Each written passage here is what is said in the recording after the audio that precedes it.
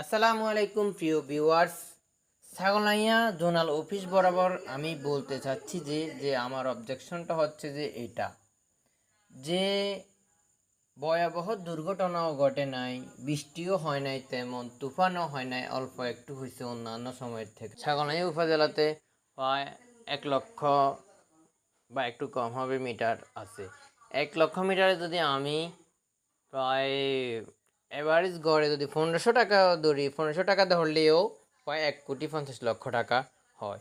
তার চেয়েও বেশি হবে, কারণ কারো 8,000, 9,000, 10,000 এরকম ছাগল নাই, এতেও আসছে 10,000, 15,000, 20,000 এমনও বিল আসে, এরকমও আসে এক এক প্লাটে। তো তাহলে আমরা এত টাকা দিয়ে আপনারা 1.5 কোটি টাকা যদি মাসে আয় করেন, ধরেন সাপোজ একটা 1.5 কোটি টাকা মাসে আয় করেন, তাহলে এই আয়ের আপনাদের লোক কোথায়? কত টাকা বেতন দেন লোকদের? কয়জন লোক রাখেন? লোক বেশি রাখবেন, প্রয়োজনে 1 মাস পর পর, 2 মাস পর পর লাইন চেক করবেন।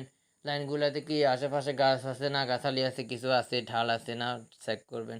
আর তুফানের সময় তো লোক একটু বেশি দিতেই হবে, কারণ আপনাদের এখানে যেভাবে টাকা ইনকাম করবেন ওভাবে ইনভেস্টও করতে হবে এরকম। আর ইনভেস্টটা আপনারা কীরকম করেন আল্লাহ জানে।